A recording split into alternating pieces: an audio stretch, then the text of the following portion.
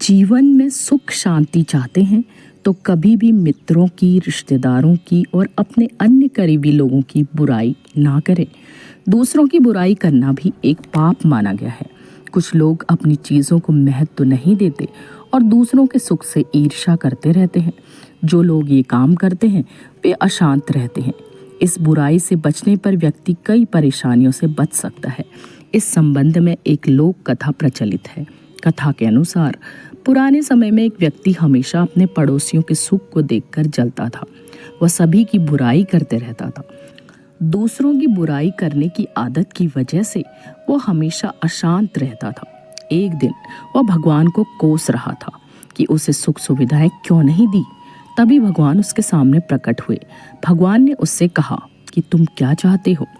उस व्यक्ति ने कहा कि भगवान, मैं सफल होना चाहता हूँ, मुझे भी सुख सुविधाएं चाहिए। मैं चाहता हूँ कि सभी लोग मेरी प्रशंसा करें। भगवान ने उस व्यक्ति को 2 थैले दिए और कहा कि एक थैले में तुम्हारे पड़ोसी की बुराइयां हैं और दूसरे थैले में तुम्हारी बुराइयां हैं। पड़ोसी की बुराइयों वाले थैले को तुम अपनी पीठ पर टांग लेना और अपनी बुराइयों वाले थैला तुम आगे रखना। अपनी बुराइयों को बार बार खोलकर देखते रहना।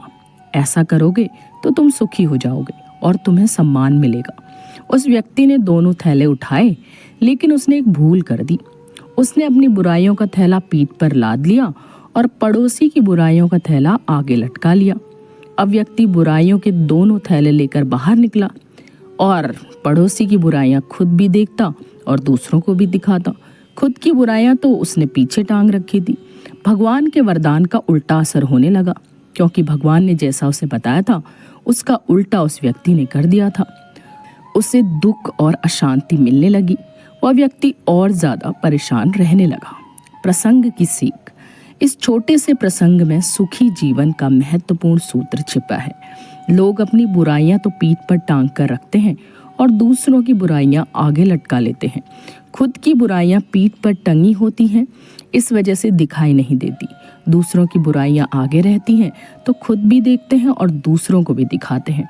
इसी वजह से जीवन अशांत रहता है। हमें खुद की बुराइयां देखनी चाहिए, उन्हें सुधारना चाहिए। दूसरों की बुराइयां नहीं, अच्छाइयां देखनी चाहिए। तभी जीवन में सुख शांति बढ़ सकती है।